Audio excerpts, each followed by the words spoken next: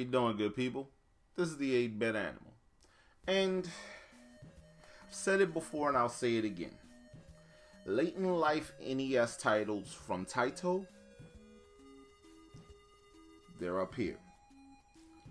As are late in life Sunsoft NES titles and Capcom. Like, certain publishers made games that when they hit the resale market after the NES died off, the prices became obscene.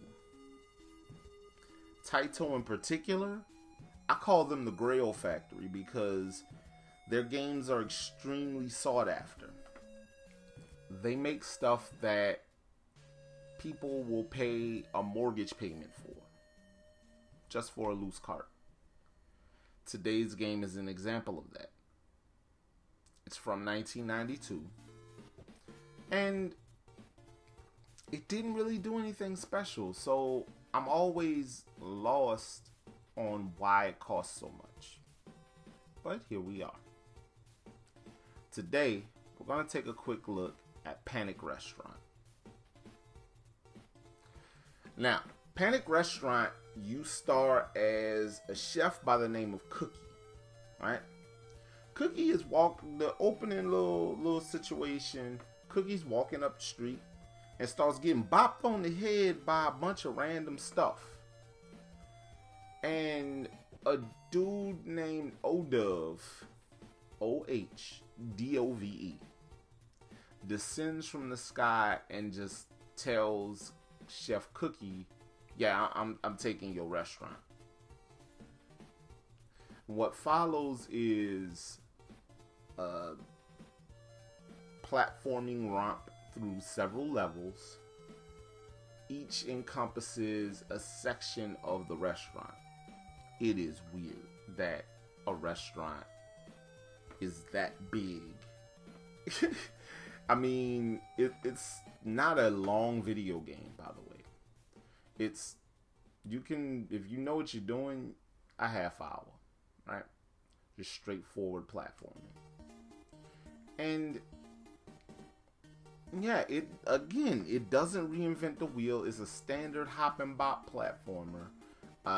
Cookie is armed at the start with a skillet and can power up that skillet to a cooking spoon, some plates, or a weird fork that functions like a pogo stick.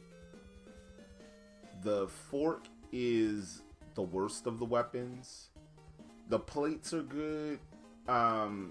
There's also a giant skillet, like one of them big fryer skillets, the cast iron joints, and he puts that on his head and spins and whacks enemies with the handle.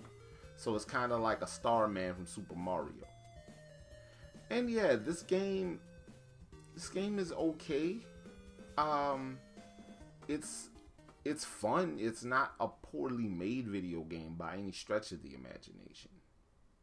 The thing is, if this game wasn't made in 1992, I don't see it being as expensive in resale as it is. I mean, there are games that came out after this that aren't as expensive at retail. It's just one of those things where this lightning struck at just the right time for this game to be obscenely expensive. Obscenely. Mortgage payment, car note, a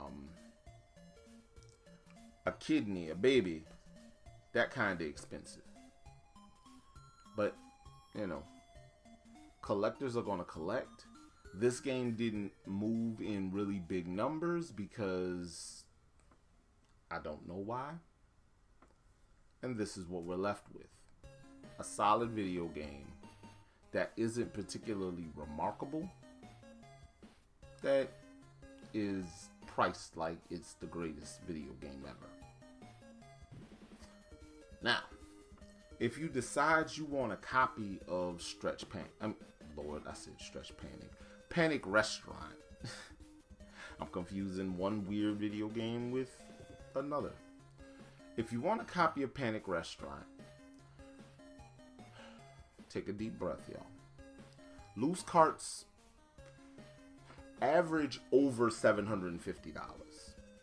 A range for a loose cart, $750 to $1,000. I'm not even gonna try to give you an average because prices are kind of wonky, but $750 to $1,000 is a good range. Repros though are plentiful. You can get a repro of Panic Restaurant for about $30. Honestly, unless you are a hardcore collector, I would go with that repro of, yeah, I'll go with that repro. You don't need to spend that much money on this cartridge. And I know it's weird, but I mean, I have a repro of it because I can't afford to give a mortgage payment to a single cartridge. Call me a broke boy, I don't care. I'm not paying $1,000 almost for this particular game. Okay. But this has been the 8-Bit Animal, and I'll catch you beautiful people tomorrow.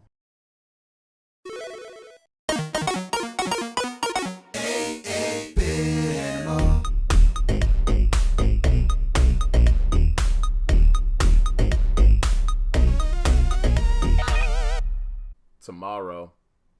Alright, so this is arch rival's weird hockey playing cousin. I wonder why this NES port didn't get published.